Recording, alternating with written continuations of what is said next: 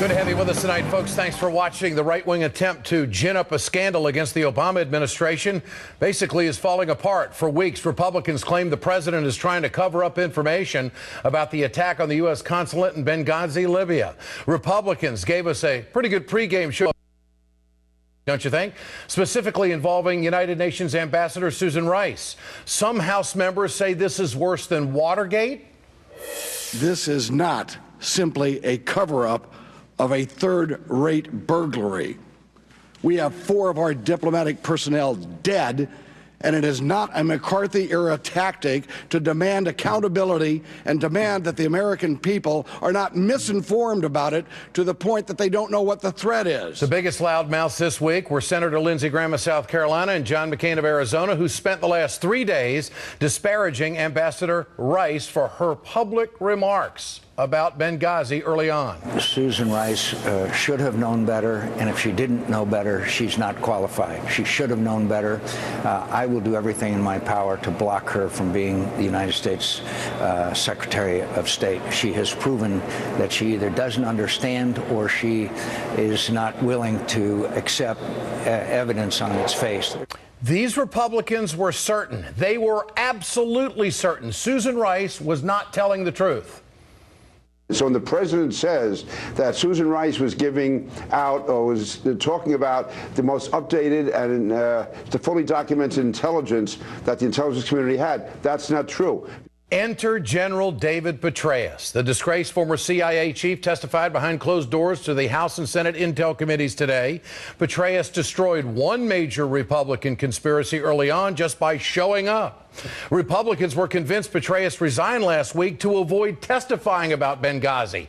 He destroyed another conspiracy by confirming what we already knew. The talking points from the CIA given to Ambassador Rice and members of Congress were the same and read as follows.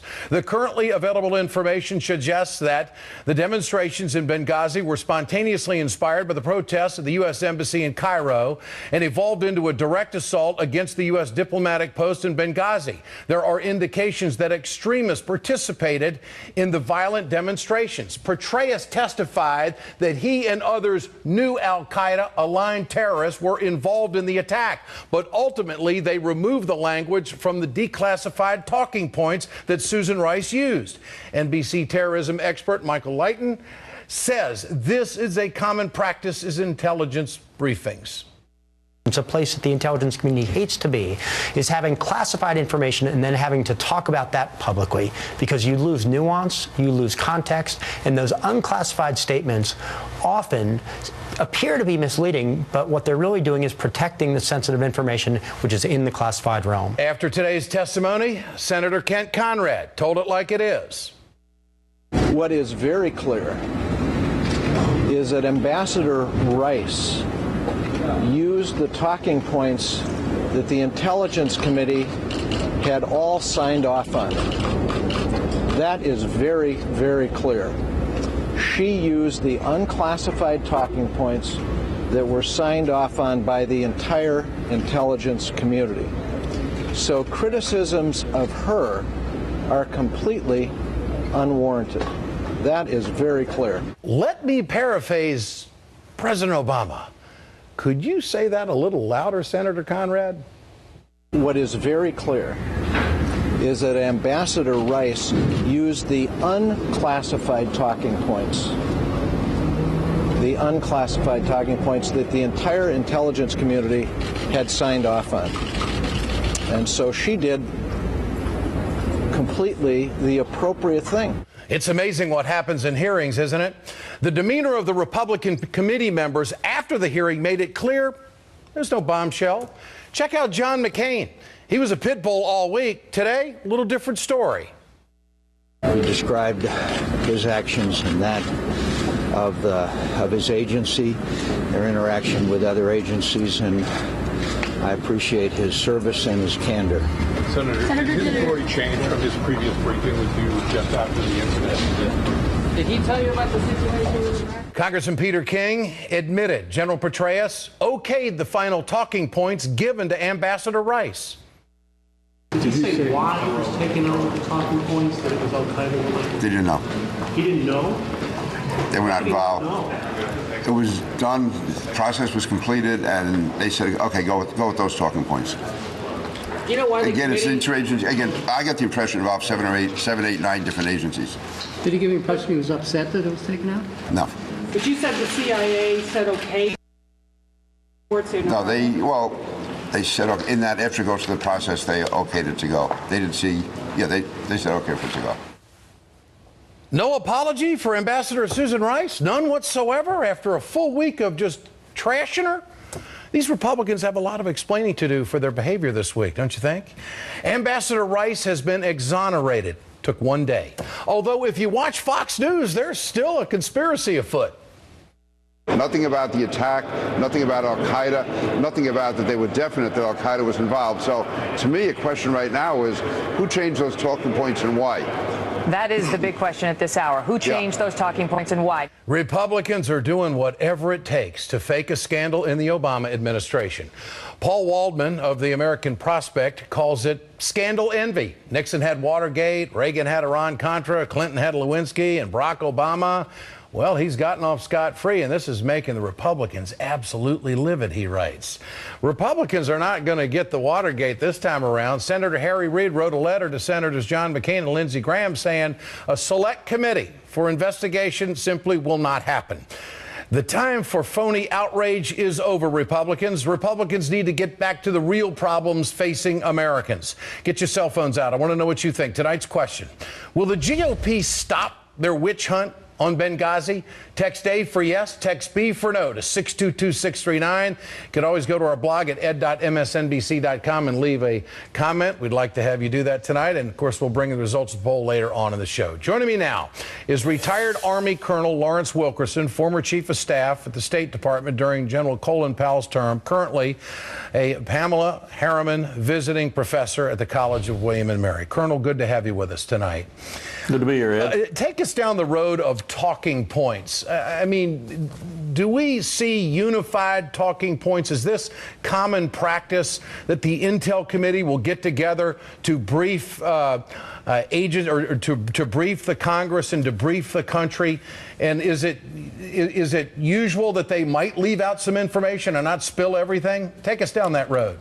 Absolutely. Let me just say first that I took your last comments aboard, and I was thinking Barbara Bush, the grand lady of the GOP, put it very eloquently today. She said, they won. Get over it. Move on. That's some tremendously good advice for my political party. This is still the political high season for guys like Lindsey Graham and John McCain, who, using Richard Armitage's once description of Newt Gingrich, seem to be off their meds and out of therapy a little early.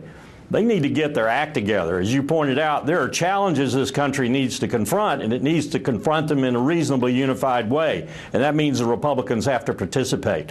But to your question, yes, this is the way it happens when a crisis occurs. The president, his ministers, and others turn to the intelligence community, normally through the Director of National Intelligence now, and they say, what happened? And the talking points come forward. And the diplomats don't know in the UN exactly what happened on the ground in Benghazi.